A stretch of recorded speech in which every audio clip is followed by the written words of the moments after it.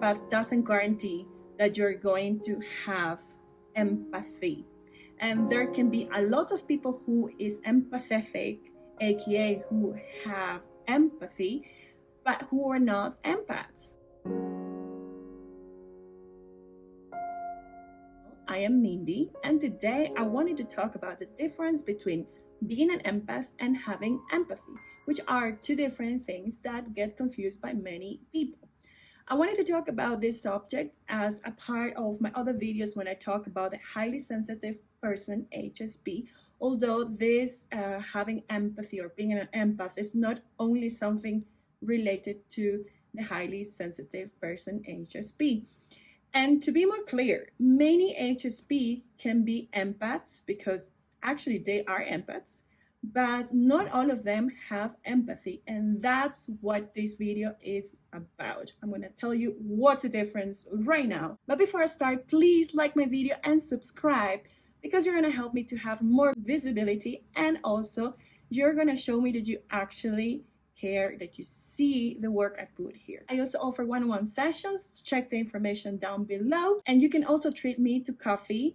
You can have all of that information down below. And now let's dive in. So what's the difference between being an empath and having empathy? Being an empath means that no matter what, when you walk in a place, you can feel what the other people is feeling. You can feel what they're going through. You can sense what's happening in the environment. You know if someone is happy, if someone is sad. Sometimes you don't know it in a conscious level. You just feel it.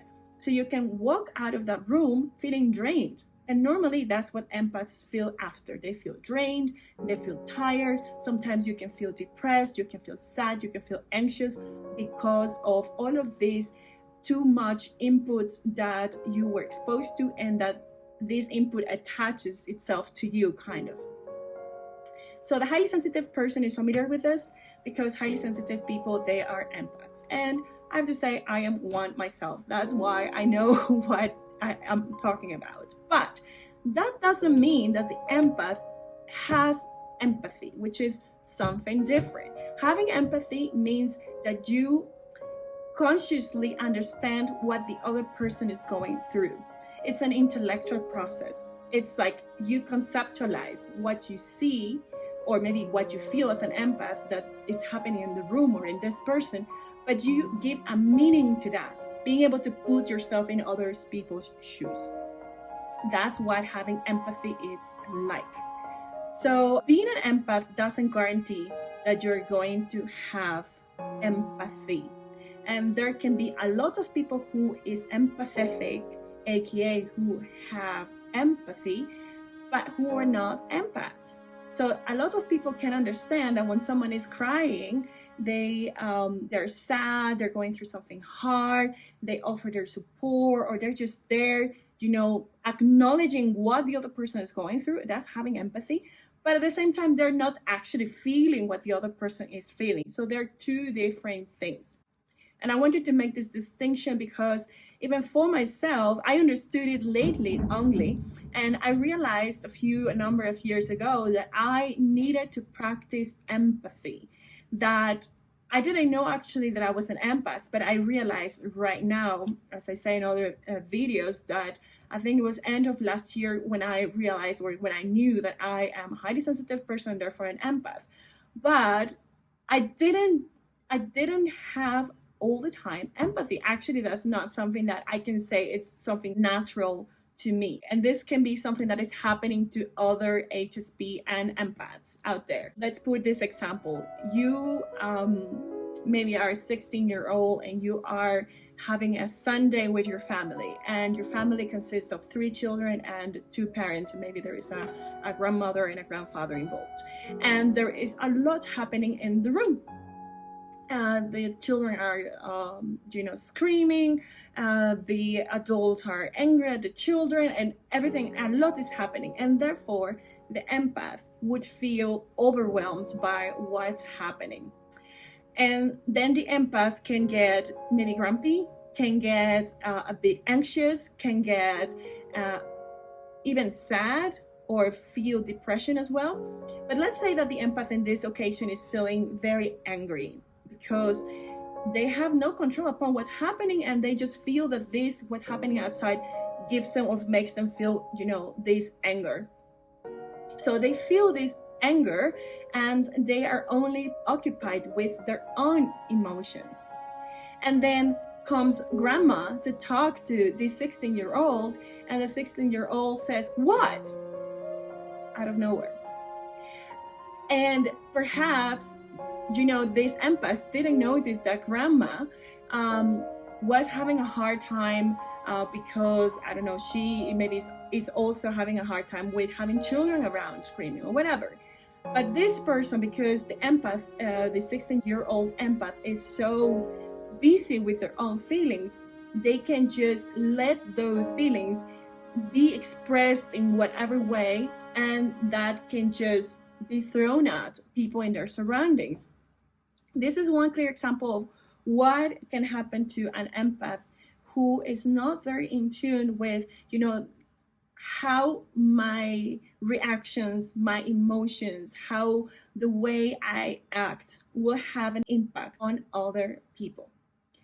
So that's just one little example. And this, you can, if you are an empath yourself or a highly sensitive person, you might be kind of getting what is my point over here. One side thing that I wanted to mention also in this whole subject is that the empath, because they are so, tuned with feeling what the other is feeling and not being very aware, there is not a lot of boundaries to what I am going to feel or to do with what I'm feeling. And what can happen is that empath, they can come across a narcissist, for instance, and the narcissist, they might not say it, but with their actions, with their behavior, they're always asking from other people to, adore them, to do sacrifices so they can be happier. And so the empath would pick on that in a subconscious level, because this is not conscious. And they would pick on what the narcissist wants, and they would forget about their own needs and just go on and perform what the narcissist wants from them. This is not particularly having empathy. This is just acting in a very subconscious way because you feel that something is coming out of a person.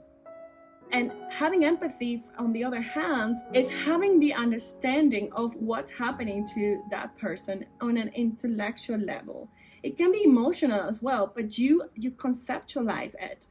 You get it. You get what's happening.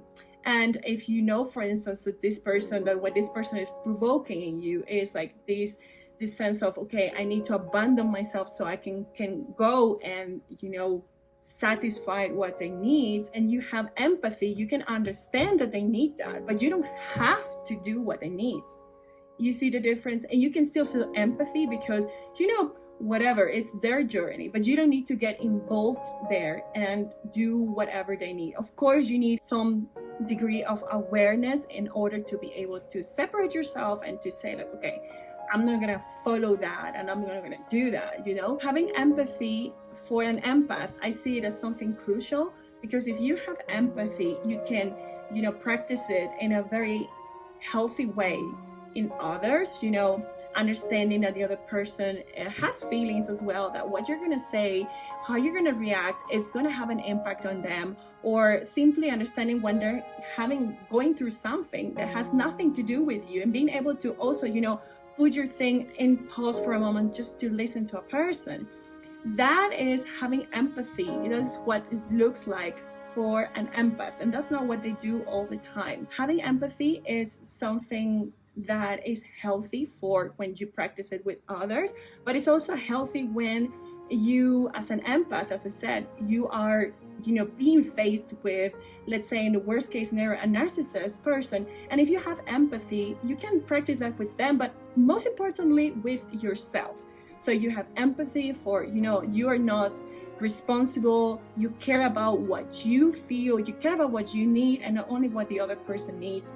So I do believe that it's important to know the difference between one and the other in order to know that you, perhaps as an empath, you're not practicing having empathy. Having empathy, on the other hand, and not being an empath, I don't think that you need to go and become an empath when it's the other way around. Well, that's all for now. I wanted to thank you for watching. Please like and subscribe if you haven't done it yet.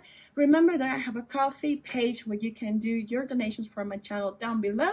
If you want one-on-one sessions with me, check out also the information below. You can have consultations with me about every subject I talk about on my channel. And for now, I'm gonna say till next time. Bye.